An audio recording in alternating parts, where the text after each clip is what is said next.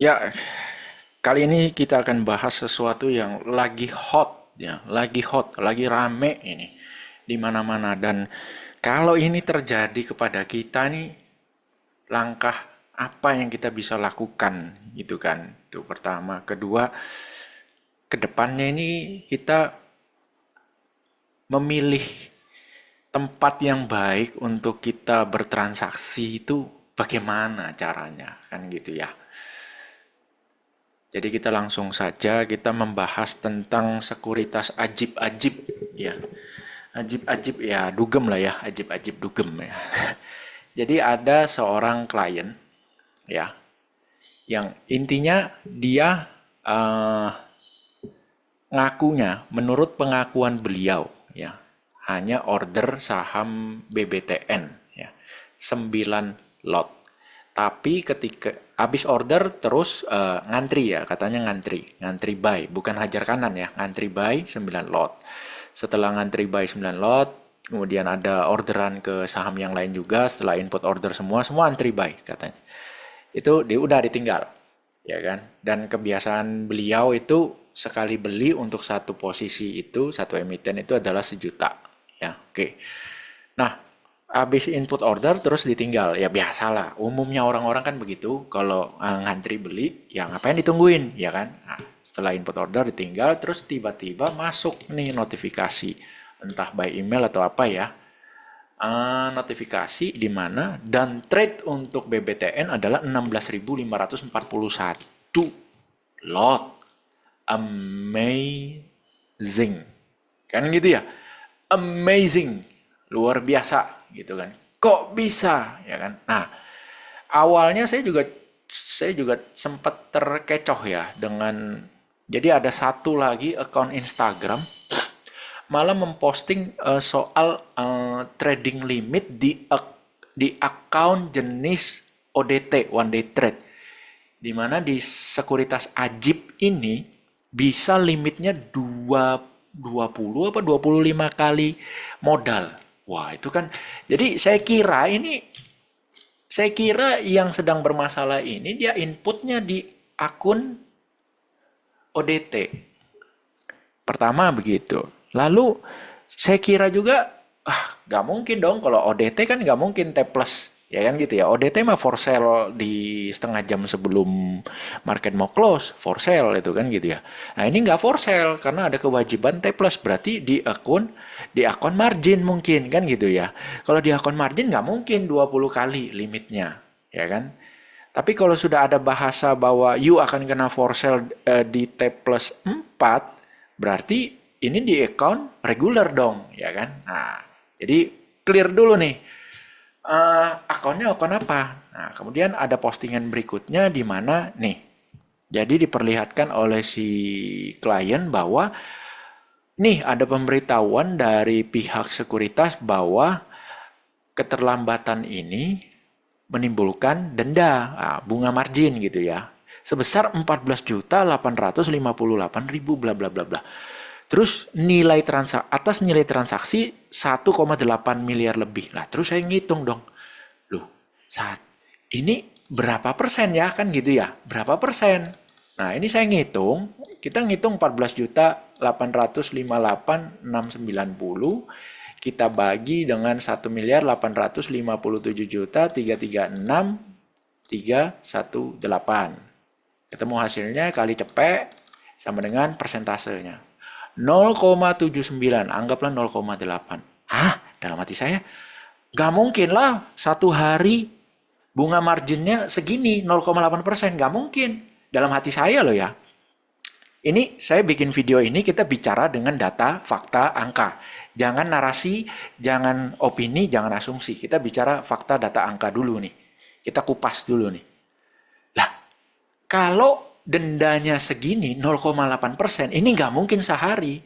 Karena di sekuritas-sekuritas yang saya pakai, ingat ya, sekuritas-sekuritas. Jadi saya pakai itu lebih dari satu sekuritas. Bukan cuma pakai di satu sekuritas, enggak. Sekuritas-sekuritas yang saya pakai dan pernah saya pakai. Jadi artinya yang saya pakai saat ini, yang rutin saya pakai itu ada beberapa dan masih lebih banyak lagi yang pernah saya coba. Kan gitu ya. itu rata-rata bunga margin di akun reguler. Nah, kenapa saya bisa pastikan ini akun reguler? Karena pemberitahuan ini tertulis akunnya akun apa? Reguler, ya. Jadi sampai di sini ini sudah ada data, fakta bahwa akunnya akun reguler. Jadi kalau ada narasi menggeser ke arah trading limitnya bisa sampai 20 kali untuk ODT, udahlah. Kita nggak usah ke sana, ya. Itu kalau saya bilang mah bullshit, ya kan? Orang masalahnya di mana nih? Di akun reguler. Ya udah kita bahas aja akun reguler. Nggak usah bawa-bawa One UI-nya orang nih di akun ODT-nya begini, nggak usah. Malah mengaburkan masalah. Karena orang jadi berpikir loh, beli 1 juta dikali 20 kan berarti 20 juta. Kenapa bisa jadi 1,8 M? Itu jadi bingung lagi. Kok bisa sekuritas ngasih sampai 1,8 miliar sedangkan orangnya beli cuma 1 juta? Itu juga akan mengaburkan Anda. Kan kita bicara si korban lah ya. Si korban kan tidak pernah menyampaikan berapa besar equity dia. Nah, karena ini sudah dipastikan bahwa akunnya adalah akun reguler, ya, dan sahamnya adalah BBTN. Jadi ada 2 fakta nih yang kita dapat. Akunnya akun reguler, sahamnya BBTN. Nah, BBTN itu kalau saya cek di beberapa sekuritas, di akun reguler, cappingannya itu 100%, almost, hampir 100%. Jadi artinya apa? Artinya kalau you punya uang 1 juta, maka you bisa beli sampai 3 juta, gitu ya.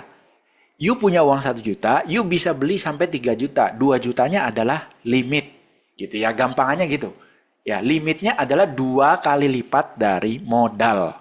Nah, kalau ini bisa terbeli sampai 1,8 miliar lebih, artinya beliau, si korban nih, punya equity sebesar minimal 900 jutaan untuk di saham Indonesia.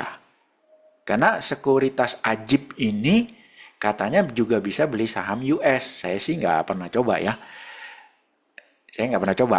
Cuman katanya bisa begitu. Nah, yang saya fokus di sini adalah akun di saham Indonesia, ya kan? Artinya akun di saham Indonesia dia memiliki equity minimal 900 jutaan. Karena bisa sampai bukan 900 jutaan, berarti minimal dia punya equity. Oh ya benar. 900 jutaan equity dia.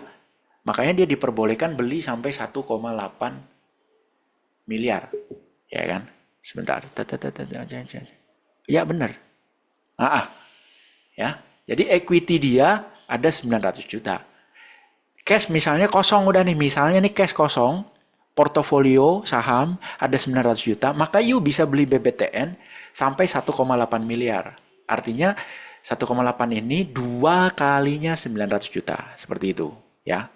Memang beliau tidak pernah menyampaikan berapa total equity beliau di Instagram, beliau tidak pernah sampaikan. Tapi dari fakta dan angka ini kita bisa menebak 900 juta minimal. Itu dulu ya. Akunnya akun reguler, equity-nya ada 900 jutaan. Kemudian menurut informasi beliau, belinya itu rutin sejuta tiap hari. Nggak tahu tiap hari atau tiap minggu ya. Intinya kebiasaannya seperti itu. Oke. Artinya beliau mengakui ada kebiasaan, ada behavior yang biasa beliau lakukan. Seperti itu. Oke. Nah, dari data dan fakta yang kita dapatkan ini, terus saya cek dong. Ya kan? Tadinya saya nggak dapat informasi, dia belinya di tanggal berapa, saya nggak dapat informasi. Cuman berdasarkan ini, saya cek tanggal jatuh tempo di tanggal 25. Kan gitu ya, tanggal jatuh tempo di tanggal 25. T plus 3. Tanggal 25-nya adalah T plus 3. Kan gitu ya. Nah, kalau persentase bunganya adalah 0,8% dan ini T plus 3, maka ini kalau kita bagi 3, ya masih agak-agak masuk akal dikit lah. Bunga per harinya 0,26%. Ya masih masuk akal dikit lah. Kenapa? Karena di beberapa sekuritas yang saya pakai, akun reguler itu paling mahal nih. Yang pernah saya pakai loh ya. Paling mahal bunga margin di akun reguler adalah 0,2% per hari. Itu paling mahal. Ya. si Orange tuh kalau nggak salah. Setahu saya 0,2%. Nggak tahu sekarang mungkin bisa lebih murah gitu kan. Nah makanya 0,26 kalau asumsinya adalah T plus 3-nya di tanggal 25 ya. Maka perharinya 0,26%. Ini tergolong mahal. Kan gitu ya. Terus saya ulik-ulik lagi. Tanggal berapa sih belinya kan gitu ya. Nah, di sini kan disebutkan bahwa dan trade-nya itu untuk BBTN adalah sebesar 16.541 lot. Nah, oke. Kalau di tanggal 25 adalah T plus 3, kan gitu ya. Sesuai dengan statement ini ya, sesuai dengan screenshot ini, kalau di tanggal 25 adalah T plus 3-nya, maka beliau harusnya beli BBTN itu di tanggal 20, hari Jumat gitu ya, tanggal 20 Juni. Jadi saya ngitungnya Senin T plus 1, tanggal 23, tanggal 24 T plus 2, tanggal 25 T plus 3 gitu ya. Asumsi saya gitu kan. Karena saya kaget dong lihat bunga marginnya 0,8% itu kan kaget gitu kan. Ternyata saya kulik-kulik lagi Instagramnya, beliau beli di tanggal 24 bos. Kebelinya ya kan, asumsinya kita masih berasumsi seperti itu. Terbelinya artinya bukan beliau yang input order menurut pengakuan si korban. Kita pakai itu dulu. Tanggal 24. Nah, masa sih gitu kan? Apa saya yang salah mengartikan statement ini gitu kan? Kita cek dong ya kan? Asumsi saya untuk di tanggal berapa ini? Di tanggal 25 ini bener apa enggak gitu kan? Asumsi saya gitu kan. Kita coba cek. Kita bisa cek kok ya. Saya pertama cek dulu nih, view order detail. Ada nggak order pada saham BBTN ya? Order pada saham BBTN di harga 1125 gitu ya. Kok bisa 1125 Koji? Ya, anggaplah kita udah tahu ya harga belinya. Biar kita gampang nyarinya. 1125 ya kan? Di tanggal 20. Sebesar itu orderannya gitu ya di tanggal 20 Juni. Oh, ini cara yang lebih gampang nih. Kita ceknya di sini. Sorry. Kita ceknya di broker summary by stock. Ya, broker summary by stock untuk BBTN di tanggal 20 Juni. Kan pakai asumsi saya dulu ya kan, berdasarkan tagihan tersebut gitu ya. Ada nggak nih gitu. Kita cek di tanggal 20 Juni XC kode XC. Total by XC di tanggal 20 Juni untuk saham BBTN hanya 6.185. Berarti asumsi saya salah. Asumsi saya salah. Kan ini terbelinya berdasarkan data, terbelinya adalah 16.541 lot, 16.000 lot. Ya kan gitu ya. Di tanggal 20 nggak ada XC beli BBTN sampai 16.000 lot. Nggak ada. Kan gitu, berarti asumsi saya salah. Nah, kita geser gitu kan. Loh, kalau begitu ternyata menurut nasabah terbelinya di tanggal 24. Oke, kita cek tanggal 24 gitu kan. Tag. Tanggal 24 XC. Total buy 24.000 lot di saham BBTN. Oh ya, berarti benar terbelinya di tanggal 24. Nah, berarti kita kembali lagi ke sini. Ya kan? Artinya tanggal jatuh tempo di tanggal 25. Ini kan pemberitahuan nih berarti bahwa you ada saham yang you belum bayar nih. Dengan nilai transaksi 1,8 miliar lebih, di mana dendanya 14 juta. Buset, berarti 1 hari telat bayar, 1 hari pakai margin, itu bunganya 0,8%. Dari sini saya kaget. Hah? Ada ya akun reguler bunga per hari 0,8%. Dan bos, kan gitu ya.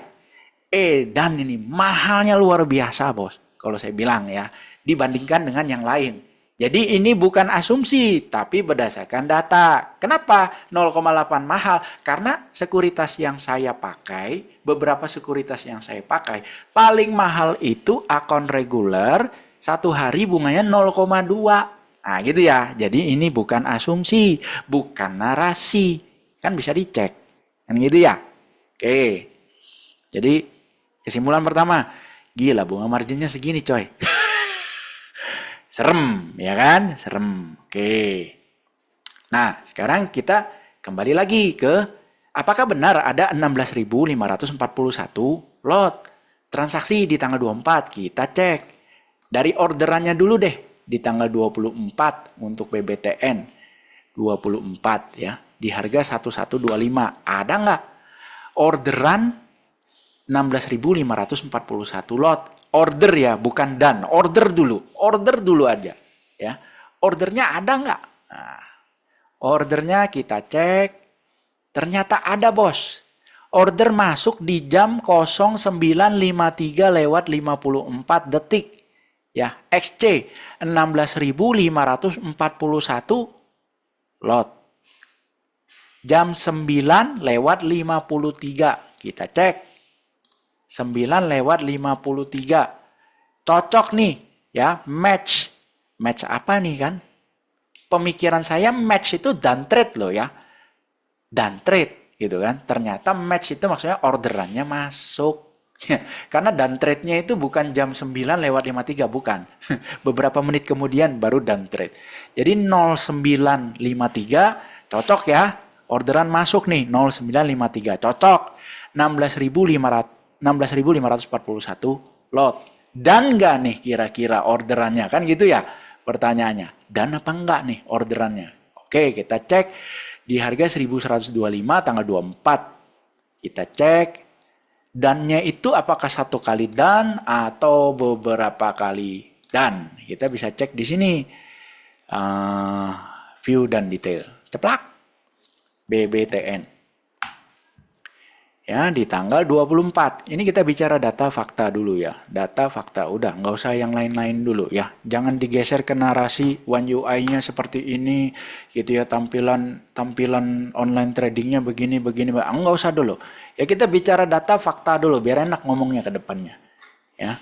Jangan digeser-geser sama orang lain. Kita lihat apa yang disampaikan oleh dari korban.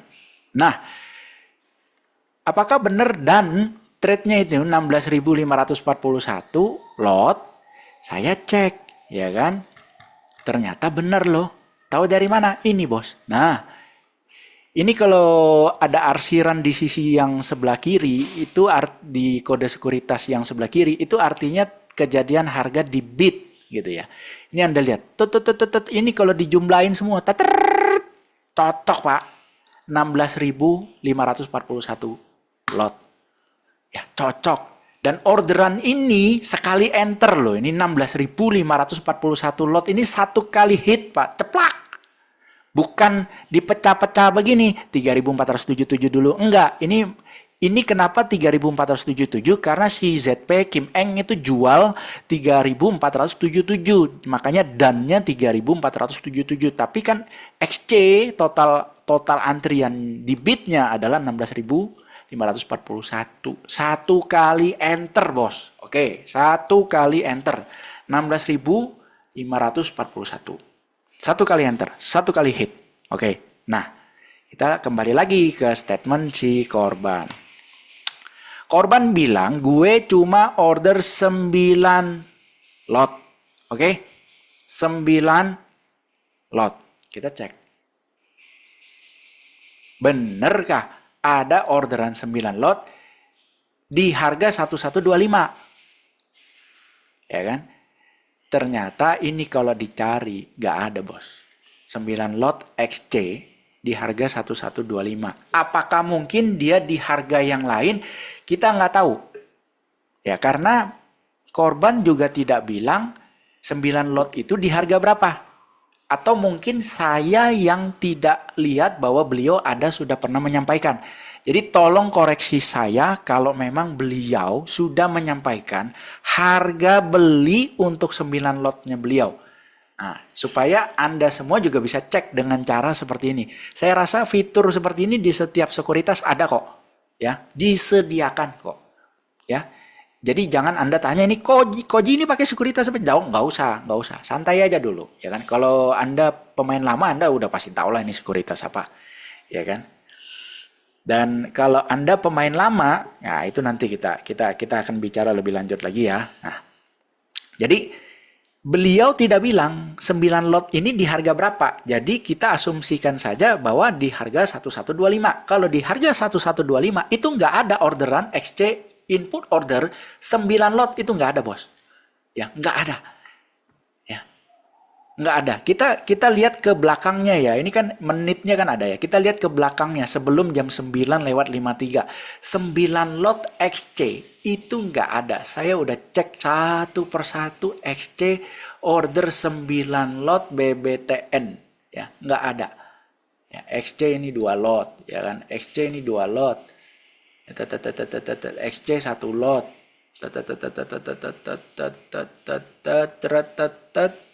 Thread gitu ya, nanti Anda bisa cek sendiri. Kalau di harga 1125 nggak ada XC order 9 lot. Ini fakta lagi ya. Kalau memang benar 9 lotnya di 1125, kok nggak ada 9 lotnya gitu ya. Jadi tolong teman-teman, kalau memang beliau ada menyampaikan BBTN di harga berapa, tolong info di kolom komentar ya kan. Nanti teman-teman juga bisa cek caranya seperti ini, gampang kok ya kan. View order detail. Ini order ini ngelihat ordernya masuk dulu nih ke sistemnya bursa ya kan. Masuk nggak ke sistemnya bursa gitu. Yang jelas yang masuk ke sistemnya bursa bener nih 16.541 lot bener masuk ke sistemnya bursa dan full match kan gitu ya. Kalau ini kan withdrawn, ini artinya ada orang order 1 lot kemudian nggak jadi beli gitu ya, dia batalin orderannya. Kalau full match ya udah done ini, dan ternyata memang benar. Dan laporannya ini dari sekuritas mana aja yang jual tak yang beli kan SC, yang jual siapa-siapa aja ke record semua, ada semua. Ini yang dinamakan keterbukaan informasi. Asik ya. Ini yang dinamakan keterbukaan informasi. Di market US nggak ada loh beginian, bos. You mesti beli loh. Kalau mau lihat data-data seperti ini, you mesti bayar lagi. Mahal, bos. Kalau di Indo gratis, bos. Enak bener dah ya. Oke. Nah, jadi fakta yang kita temukan di sini adalah benar 16.541 lot, benar terjadi transaksi. Ordernya pun satu kali hit plug gitu ya. 9 lot kita nggak temukan nih kalau di harga 1125, mungkin ada di harga yang lain gitu ya. Tapi di 1125 nggak ada, yang ada 16.541 lot. Oke, nah terus. Jadi permasalahannya kan, pertanyaan yang paling mendasar adalah, jadi ini salah siapa, Koji? Nah, terus terang ini agak susah kita mau buktikan siapa yang salah. Kenapa? Karena kejadian ini bisa saja terjadi kepada you, kepada saya, bisa lah. Bisa. Bisa saja kita karena buru-buru kita salah input order. Bisa. Bisa. Ya kan? Bisa juga dari sekuritasnya ada sistem failure, kegagalan sistem. Klien tidak order, ya, tapi sistem yang mengorderkan, bisa saja, ya kan? Ada kemungkinan itu, karena sistem kan tidak ada yang 100% berjalan dengan lancar. Jadi kalau mau membuktikan sebenarnya agak susah, gitu ya. Kalau dibawa ke pengadilan gimana, Koji? Terus terang saya masih gelap. Karena kalau saya di posisi korban, saya juga bingung mesti ngapain. Terus ada pendapat di luar sana, Koji kenapa orangnya nggak jual aja gitu kan? Kan terbeli ini 1125 tanggal 24 gitu ya, 1125. Itu kan di tanggal 26 harga sempat naik ke 1150. Kenapa sih klien nggak jual? Anda ngomong mah enak aja, kenapa klien nggak jual? Tahu nggak posisi bidnya BBTN itu compang-campingnya kayak apa? Tahu nggak? 16.500 slot lebih itu buangnya, aduh berapa papan itu, ARB bisa. Jadi itu mungkin alasannya kenapa si klien tidak jual manual, tidak jual sendiri gitu kan, dibiarin aja. Karena dia jual pun kerugiannya banyak banget. Jadi Kalau seandainya beliau tidak melakukan order sebesar itu, tentu kan shock dong. Wah, anjrit, saya nggak pernah trading seperti ini loh, gitu kan. Tiba-tiba saya punya 16.000 lot lebih, ya shock lah. Terus ngelihat lagi posisi bit kurus begitu, compang-camping lotnya di bit, apa nggak shock? Gimana mau buang coba? Ya kan? Jadi you orang jangan ngomong, ibaratnya ya tinggal buang kiri aja kok, apa susahnya? Apret lah, compang-camping lotnya BBTN. Yang nggak rapi, 16.000 lot itu ARB bos, salah-salah bisa ARB. Ya, nah terus kalau sudah begini gimana Koji? Ya paling tidak ada satu data yang harusnya kalau menurut saya ya mungkin bisa membantu dari sisi klien ya, mungkin bisa membantu dari sisi klien. Kalau klien bilang dia normalnya itu kalau beli itu sejuta gitu ya. Untuk satu emiten sejuta gitu ya kan. Normal sudah beli biasanya seperti itu. Ya udah, tunjukin aja bukti transaksi.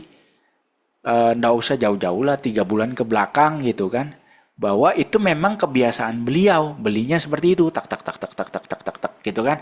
Tidak pernah ada sekalipun beli itu menggunakan limit dalam jumlah besar. Nah, ingat kata kuncinya ya, menggunakan limit dalam jumlah besar. Kalau limit sekali-sekali jumlah kecil mah nggak apa-apa itu kan. Ibaratnya, oh lupa top up gitu tuh ya. Misalnya equity lu 900 juta, terus cash lu 0, lu pingin beli BBTN cetiau, ya lu tinggal pencet aja, buy aja dulu, ceplak cetiau, nah kan? Pakai margin dong kok. Iya, abis itu kan lu langsung ke M-Banking, lu top up cetiau, udah beres kan?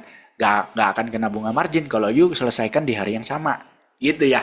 Jadi itu penggunaan margin karena ibaratnya lupa top up. Tapi kalau penggunaan margin sampai 1,8 M sebesar itu. Nah, kalau memang belum pernah, ya gampang tunjukin aja histori transaksi. Dari sisi klien kan bisa tuh. Histori transaksi, pernah nggak sekalipun dalam 3 bulan terakhir atau sepanjang tahun ini deh menggunakan margin dalam jumlah besar, pernah nggak? Kalau sekalipun nggak pernah, ya sudah. Publik kan bisa menilai gitu loh ya. Publik kan bisa menilai. Ibaratnya, loh saya loh nggak pernah pakai margin. Ya kan. Publik silakan menilai. Yang seperti itu. Tapi apakah kalau memang beliau tidak pernah pakai margin dalam jumlah besar, maka otomatis sekuritas yang salah? Ya enggak juga. Gak bisa juga. Sekuritas bisa saja membuktikannya, ya kan? Dengan cara open nih data server misalnya di pengadilan tentunya ya kan, tapi kalau di publik begini sih ngapain gitu kan. Di pengadilan lebih enak kalau mau ya kan, dibawa ke perdata biar sama-sama buka data gitu ya, bahwa nih klien based on device terbukti dengan IP address yang melakukan order. Nah, kan gitu ya. IP address yang melakukan hit order di jam sekian. IP-nya itu adalah IP yang biasa digunakan oleh si klien. Udah. Itu salah satu cara. Bisa dibuka. Ya kan? Open data servernya. Terjadi bener nih orderan di jam sekian. Bener, ada orderannya misalnya kan, sebesar 16.541 lot dari device klien. Itu kan cuma omongan doang dari device klien. Pembuktiannya apa? IP-nya. IP-nya adalah IP yang sama atau enggak, seperti yang biasa digunakan oleh si klien. Misalnya gitu ya. Tapi ini kan ya mungkin bisa juga dibantah ya, karena kan IP di kita itu bukannya randomize ya. Itu saya nggak tahu ya, itu bisa dipakai atau enggak. Coba teman-teman yang dari yang dunia IT yang lebih ngerti yang begitu-gitu itu tuh kira-kira bisa dipakai nggak sebagai, kalau kita harus fair dong. Kita kalau dari sisi sekuritas pembuktiannya seperti itu bisa nggak? Ya coba teman-teman yang dari sisi IT kasih komen dong. Ibaratnya asumsi saya itu bisa nggak dipakai? Ya kan, kalau seandainya kasus ini masuk ke pengadilan gitu kan. Jadi dari sisi sekuritas ada nih pembuktiannya, ya kan, dengan cara apa gitu kan. Dari sisi klien, ya behavior dia pernah nggak pakai margin sampai sebesar itu gitu kan, pernah nggak gitu kan. Itu jadi mesti balance, ya mesti balance. Tapi dari kasus ini sih sebenarnya ini perlu kita ikuti bersama-sama, karena terus terang saya juga, ya ini bisa terjadi kepada siapa saja loh. Jangan dikira enggak. Ya kan? Nah, oke, itu pertama ya. Yang kedua saya mau bahas. Ini yang agak lucu nih. Ini ada agak lucu bener dah. Kemarin ada seorang influencer saham ya, mengadakan live. Live di YouTube.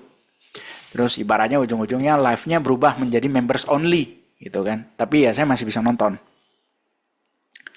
Itu kalau dari judulnya sih, kayaknya akan membahas gitu kan. Sama lah kayak saya kalau kasih judul ini kan Anda pasti akan menganggap, saya membahas tentang ini nih kasus sekuritas ajib-ajib gitu kan. Saya bahas, pakai data, pakai fakta gitu kan. Kita trace, orderannya bener nggak? Menitnya sesuai nggak? Nah kan gitu ya. Ya kan, fair, kita bahas. Sedangkan di podcast itu, bukan podcast, live. Soalnya kan dia ngomong sendiri. Kalau podcast kan ngomong minimal berdua ya. Ini dia ngomong sendiri. Itu nggak ada buka-bukaan data begini tuh nggak ada. Ya Anda tahu lah siapa yang saya maksud ya. Yang saya mau katakan di sini adalah ini beberapa kutipan kata-kata yang udah saya catat. Ya saya bacakan aja. Hati-hati barang sama duit bisa hilang. Jangan salah pilih sekuritas. Bukan main ya. Ini bener apa enggak nih ya? Sebentar nanti saya akan jawab. Kedua, sekuritas bisa lihat portofolio lu. Bener, bisa. Loh iya dong. Ya bisa lah. Gimana sih? Itu kan sama kayak kita nabung di bank. Orang bank bisa lihat saldo kita. Ya bisa lah. Geblek apa lu? Kalau nggak bisa ya gue dodol aja bener dah. Terus, sekuritas bisa transaksikan barang lu tanpa sepengetahuan lu. Bukan main. Sorry to say ya. Bener nggak ini Koji? Saya sudah jadi pelaku pasar modal sejak 2004. Ya, 2004. Sampai hari ini. Di saya sendiri belum pernah sekalipun saya mengalaminya di sekuritas-sekuritas yang saya pakai dan sudah pernah pakai dan masih saya pakai sekarang. Itu nggak pernah saya ngalamin. Saya nggak tahu kalau orang lain ya. Cuma saya sendiri nggak pernah ngalamin. Itu jawaban dari saya. Ya. Terus ada lagi. Sekuritas bisa tahu saham mana yang besok akan naik karena orderan yang sudah masuk tapi belum match pada hari ini akan dilanjutkan ke orderan besok. Jadi di menit-menit awal opening besok, sekuritas bisa tahu saham mana yang akan naik. Nah, ini saya bilang dodolnya minta ampun. Loh, kok bisa dodol, Koji? Iya, serius, dodolnya minta ampun. Contoh ya, ini contoh. Hari Senin Anda input order beli BBTN 1000 lot. Hari Senin Anda input order beli BBTN 1000 lot. Ya. Pasar belum buka nih. Ya, pasar belum buka, Anda input BBTN. Ceritanya hari Jumat ya. Hari Jumat Anda input order. Beli BBTN di 1070 mendekati market close. Ya, hari Jumat Anda order beli BBTN 1070. BBTN tutup di 1085, Anda input order beli 1000 lot BBTN 1070. Dan enggak. Ya dong, Anda nawar kan 1070, tutup di 1085. Ya, Anda nggak dapat barang nih. Anda yang jawab sendiri deh, ya. Saya juga akan jawab nanti. Kira-kira 1000 lot ini di hari Senin orderannya itu masih on atau tidak? Masih on, ya, masih open atau tidak di hari Senin? Masih open atau tidak di hari Senin? Jawabannya adalah tidak. Kalau Anda tidak menggunakan yang namanya good till cancel. Tapi si orang ini membuat narasi seolah-olah semua orderan yang tidak done di hari Jumat akan dilanjutkan ke hari Senin. Gobloknya minta ampun. Ini sudah ibaratnya lu itu follower sebanyak itu, Kalau dibandingkan sama saya, aduh saya mah kecil, ya kan? Dia 10 kali lipatnya saya. Tapi kok on-nya minta ampun. Gitu loh. Terus yang dibahas itu cuman trading di 2 menit awal. Kalau orderan lu open yang hari Jumat di forward ke hari Senin, maka di 2 menit awal atau 2 detik awal itu sekuritas tahu mana sahamnya akan naik. Jadi data ini akan dijual ke pihak ketiga. Bang, kayak bener dah. Follower lu tuh banyak. Jangan lu goblok-goblokin seperti itu, bos. Kalau tidak pakai good till cancel, yang mana kebanyakan orang nggak pakai good till cancel, maka di hari Senin itu nggak ada orderannya. Lu harus input ulang lagi, tolol. Dari mana sekuritas bisa tahu saham mana yang bakal naik? Lah orderannya aja belum ada. Lo itu kan pre-market, itu kan beda cerita. Yang jelas itu pre-market bukan orderan dari hari Jumat, tolol. Pre-market ya pre-market, input lagi di hari Senin, bukan dari Jumat. Follower sebanyak itu, tapi ngomong kok begitu. Kacau balau. Terus statement yang terakhir. Luar biasa, mabok asli dah. Pilih sekuritas yang sudah pasti tidak akan bawa lari duit lu. Ya. Terus terang nih ke bursa, ke OJK kan katanya mau bikin peraturan tuh, ya kan? Bahwa influencer-influencer itu harus ada license ya kalau mau ngomongin soal saham atau apa. Nah, ini tolong nih satu nih, ya, dicek nih, ya, satu orang nih dicek. Ini orang ini kayak nggak ngerti sejarah sama ibaratnya seenak udelnya aja langsung menjudge bahwa aturan yang sudah begitu bagus dibuat oleh bursa dianggap seolah-olah dengan gampang bisa dilanggar. Konyol, asli konyol. Kenapa saya bilang konyol? Ini saya ceritakan dulu nih. Anda searching di Google ya dengan keyword Sarijaya Sekuritas buat Anda semua yang Gen Z ini loh. Kalau yang ibaratnya udah umur 30-40 yang udah ada di market 10 tahun, 15 tahun terakhir ini ya ketawa dengar statement ini. Pilih sekuritas yang sudah pasti tidak akan bawa lari duit lu. Ini ketawa, serius ketawa kalau dengar statement yang begini. Kenapa? Nih, saya jelasin runtutannya. 2008 ada kasus Sarijaya Sekuritas bawa lari duit nasabah. Tuh kan bisa kok. Iya, 2008 bos. 2008 kasusnya sidang 2009 kan gitu ya. Kok bisa? Itu buktinya bisa kok Ji. Kenapa kok bisa? Kan Anda harus tanya gitu kan. Kenapa kok bisa? Nah, zaman dulu itu kalau Anda mau top up ya, tujuan transfernya rekening atas nama sekuritas.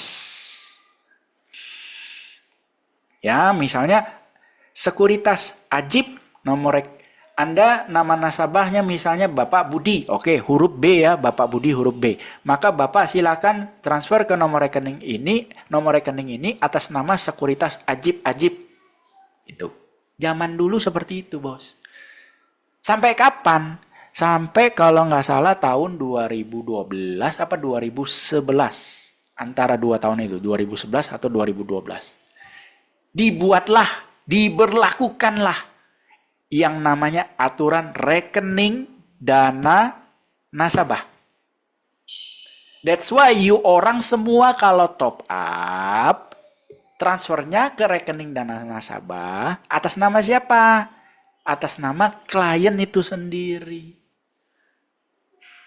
Jadi pertanyaannya, gimana caranya duit lu orang bisa dibawa lari sama sekuritas? Gimana caranya? Lo kan bisa aja kok di withdraw sama si pihak sekuritas. Oke, saya jelasin lagi ya. Bagi kalian-kalian ini yang nggak ikut sekolah pasar modal mungkin ya. Atau mungkin ikut tapi lupa gitu kan. Lupa karena amazed dengan orang ini. Followernya banyak. Kalau ngomong kayak pinter-pinternya gitu kan ya. Ngomong tuh kayak ngerti segala hal gitu kan. Sampai George Soros aja disalahin juga gitu kan. Wes pokoknya dari sekian banyak video YouTube-nya jarang banget bahas emiten kayak. bahas laporan keuangan, blak-blakan buka datanya kayak jarang banget. Yang ada dibahas geopolitik apa segala macam. Aduh buset dah. Ya. Anda amazed dengan itu semua. Jadi Anda sampai lupa materi sekolah pasar modal yang sudah pernah Anda ikuti, Anda sampai lupa. Ada yang namanya KPI dan KSE. Ya, ada KPI, ada KSE. KSE tugasnya mengawasi pergerakan saham. Ya, saham punya siapa? Punya nasabah. KSE menjamin arus perputaran barang antara pembeli dan penjual saham tersebut. Itu pencatatannya KSE yang catat. Ya. Kemudian KPI urusannya duit. Ya, KPI urusannya duit. Jadi KSE barang, KPI duit. Ketika sekuritas bilang ke KPI, tolong dong keluarin 1 juta dari RDN si nasabah A. KPI akan nanya, kenapa? Oh ini ada bukti transaksinya. Nasabah beli saham senilai 1 juta. Nah, KPI cek dulu ke KSE. Bener kah? Oh bener, ada bos. Dia ada beli bos. Ini barangnya lagi OTW. Nah kan gitu ya.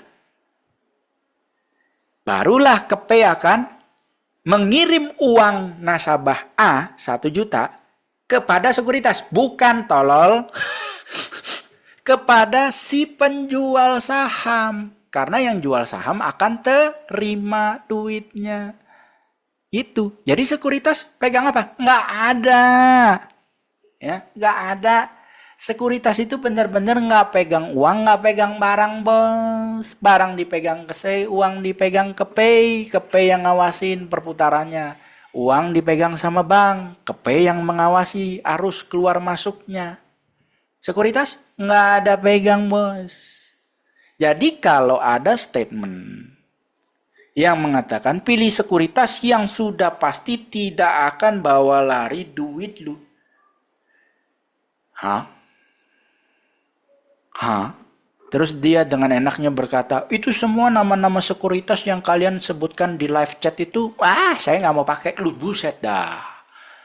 Ya kan? Jadi seolah-olah pukul rata cuman sekuritas lu yang lu pakai aja yang aman gitu, yang lainnya bodong gitu maksudnya. Oh, hati-hati lu. Hati-hati lu. Ya, hati-hati bener lu ya. Hati-hati, gue cuma bilang gitu doang. Jangan bikin orang itu pemikirannya jadi salah semua. Jangan ya, kasihan. Loh Koji, kan bisa aja sistemnya jebol. Nah, ini saya kasih tahu. Saya pernah kerja di sekuritas 6 tahun. Setiap tahun saya kena audit, Pak.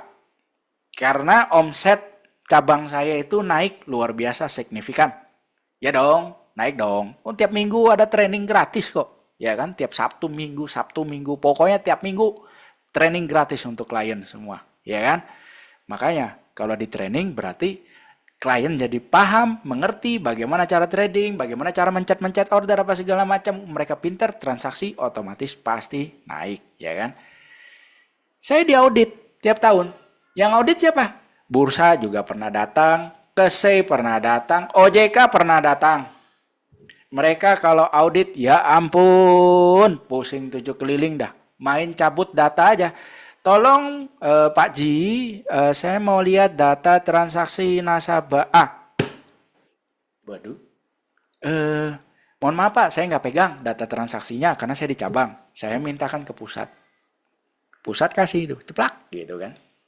Ini. Coba lihat opening account-nya, dicek begitu. Ya kan? Pak Ji, itu kartu KSE nggak boleh ya ditaruh di atas meja seperti itu. Ketentuannya adalah harus ditaruh di dalam lemari dan lemarinya ada kuncinya. Yang kuncinya itu hanya dipegang oleh kepala cabang. Buset, kena lagi catatan. Ya kan? Pak Ji, tolong saya minta data transaksi nasabah Z. Waduh, kok dalam hati saya nih, kok dia tahu nih nasabah yang aktif trading? Datanya ada bos. Tiap tahun diaudit bos. Jadi kalau kita mau macam-macam, mampus kita serius. Terus terang, gak berani macam-macam. Ya, baik saya di cabang maupun di pusat, gak berani bos. Lawang tiap tahun diaudit. Saya cabang tiap tahun diaudit. Pusat tiap bulan bos, random audit. Random, misalnya bulan ini random audit terhadap kepatuhan opening account. Oh dia akan datang tuh, ngambil opening account random, jebret dia cek satu-satu, KYC-nya udah dijalankan apa belum. Bulan depan dia datang lagi, random data transaksi, jebret. Nggak bisa bos, kita nggak bisa macam-macam. Teman saya tuh suka ibaratnya pasang lot di over, satu lot. Terus nanti dia makan sendiri. Sore ditelepon bos. Sore ditelepon bos. Padahal belinya pakai 2 sekuritas yang berbeda. Sorenya ditelepon, Bapak tadi ngapain ya Pak ya? Bapak pasang jual terus yang beli juga Bapak sendiri walaupun Bapak pakai sekuritas yang berbeda. Tujuannya apa Pak? Ditelepon bos, nggak berani bos. Ya. Jadi kalau dibilang Anda sudah buka akun di satu sekuritas, kemudian Anda top up menuju RDN atas nama Anda sendiri, terus duit Anda bisa dibawa lari, itu bagaimana ceritanya? Itu loh ya. Jadi Koji, bagaimana cara memilih sekuritas yang baik untuk kita, yang tidak akan bawa lari duit kita? Semua sekuritas itu, ya, kalau Anda top up ke RDN, saya yakin uang nggak akan dibawa lari. Ya, nggak akan dibawa lari. Karena Anda top up-nya ke RDN. RDN kuasanya ada di tangan bank. Bank hanya bisa ngeluarin uang ini apabila ada transaksi. Kalau nggak ada transaksi, ya nggak bisa. Ya, ingat itu kata kuncinya. Ada transaksi, beli saham, baru uang bisa keluar. Itu aja intinya. Terus kalau barang bisa hilang Koji. Kalau tercatat di KASEI, nggak bisa hilang bos. Ya, itu lembaga clearing kita bos. Di bursa, nggak bisa hilang. Saya sampai detik ini aja nggak pernah ada hilang saham kok dari 2004. Saya loh ya, saya nggak tahu orang lain. Yang jelas kalau saya nggak pernah. Ya, saya nggak pernah. Kemudian member-member saya juga nggak pernah ngeluh Koji saham saya kok hilang, nggak pernah. Member-member saya loh ya, di membership saya nggak pernah, nggak ada bos. Ya, member saya sejak 2015 sampai sekarang nggak ada satupun yang pernah cerita, Koji saham saya pernah hilang loh. Nggak pernah. Makanya saya bingung kalau ada yang bilang, pilihlah sekuritas yang sudah pasti tidak akan bawa lari duit lu. Ya kan? Hati-hati, barang dan duit bisa hilang. Waduh, gila bener dah statement kayak gitu. Ya, nggak. Jadi tips memilih sekuritas yang baik untuk Anda apa nih? Semua sekuritas itu baik. Yakin saya. Loh kalau fee-nya yang terlalu murah gimana Koji? Ya nggak masalah. Anda tahu nggak laporan keuangan masing-masing sekuritas itu dicek oleh bursa? Anda tahu nggak yang namanya MKBD? MKBD, sebentar ya. Itu semoga saya tidak salah singkatannya. MKBD Sekuritas. Nah, Anda tahu nggak MKBD? Nah, kalau belum tahu, searching nih. Anda baca sendiri penjelasannya. MKBD itu apa? Ya, permodalan yang dimiliki oleh setiap sekuritas itu saban hari dicek bos sama bursa bos. Saban hari, bukan saban triwulan, enggak. Saban hari. Ya. Tuh. Jadi kalau ada sekuritas yang terlalu murah fee-nya, ya nggak apa-apa. Yang penting nggak rugi bos. Loh kok bisa Koji tahu yang penting nggak rugi? Ya sekarang misalnya ada sekuritas yang ngasih fee buy 0,08. Rugi nggak Koji? Ya enggak lah. Ya enggak lah. Masih ada cuan itu. 0,08 buy. Ya. Cuannya berapa kira-kira? Taksiran saya cuannya ya.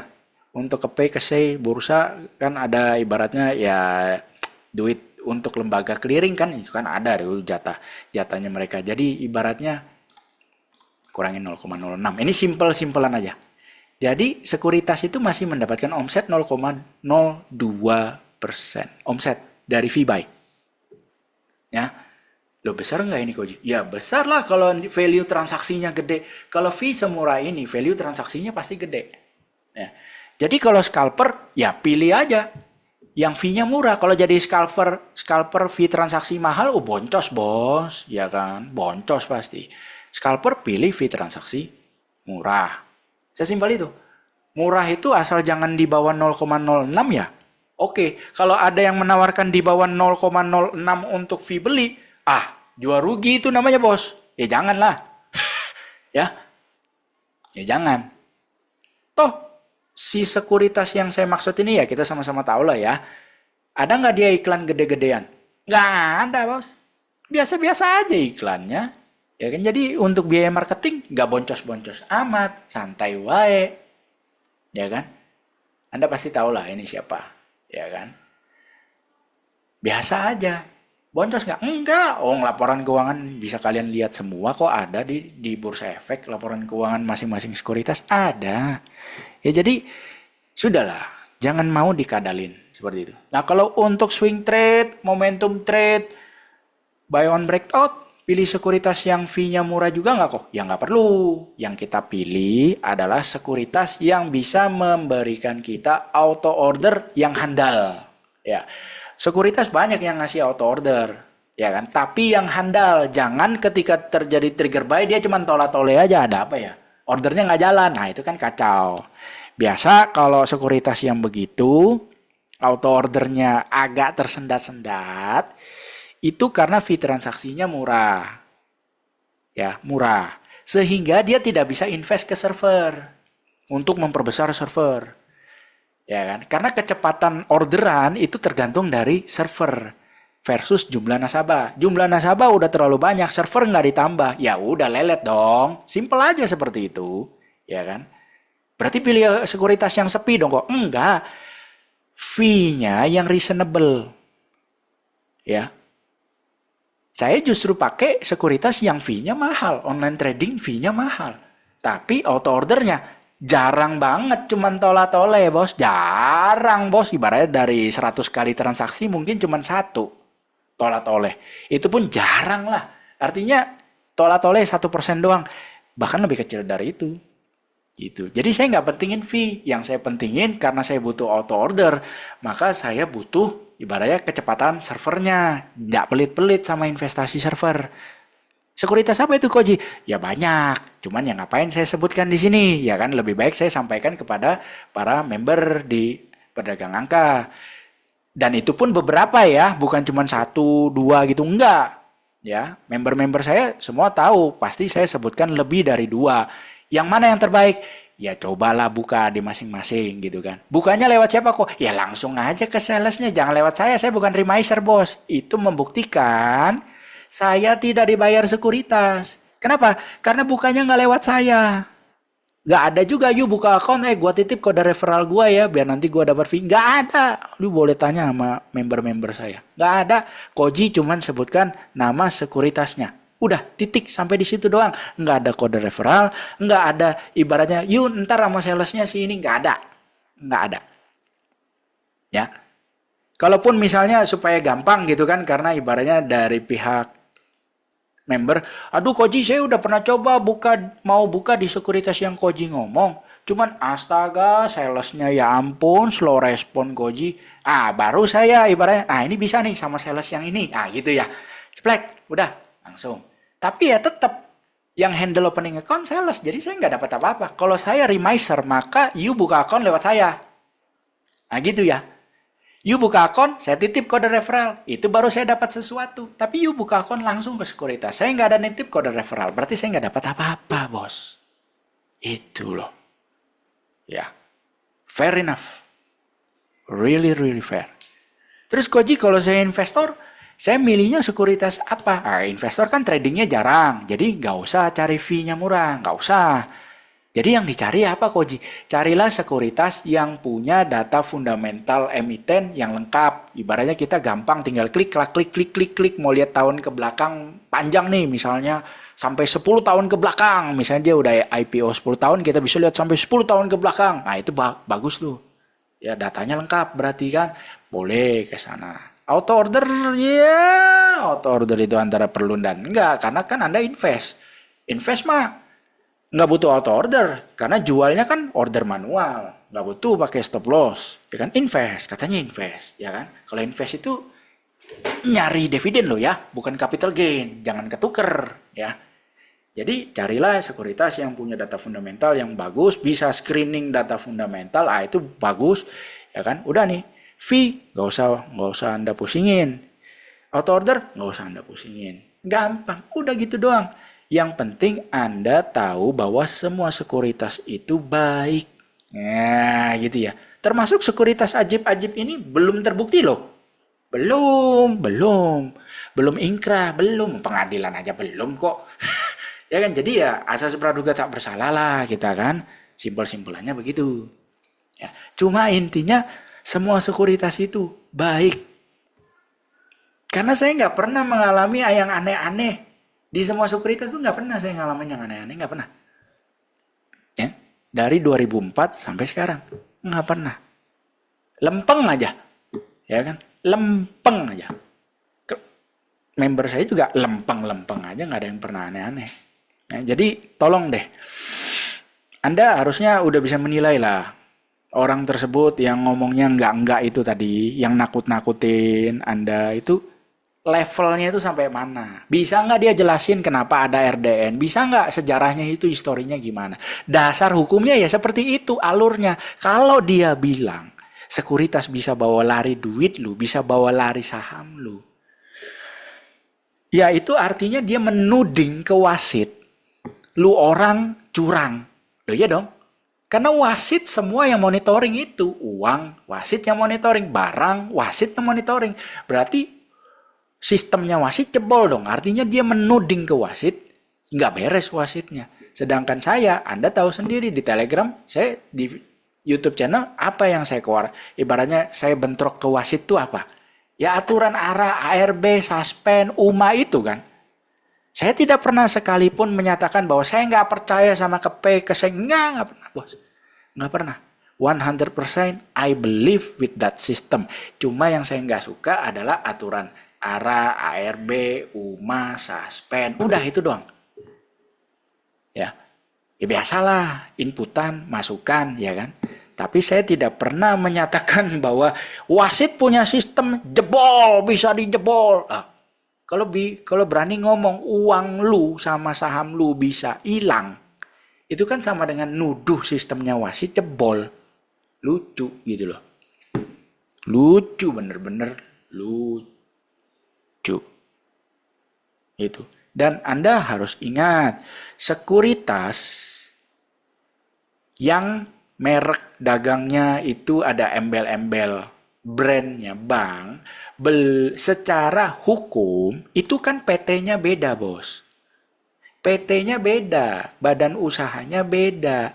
Jadi kalau ada apa-apa dengan sekuritasnya, banknya ya apa urusannya sama gua, PT-nya beda bos. Kan gitu. Anda mesti ingat PT berlapis itu tujuannya apa, Anda mesti tahu. Jadi bukan berarti sekuritas yang ada embel-embel bank sudah pasti bagus. Bagus dari sisi apa dulu nih? Kan gitu.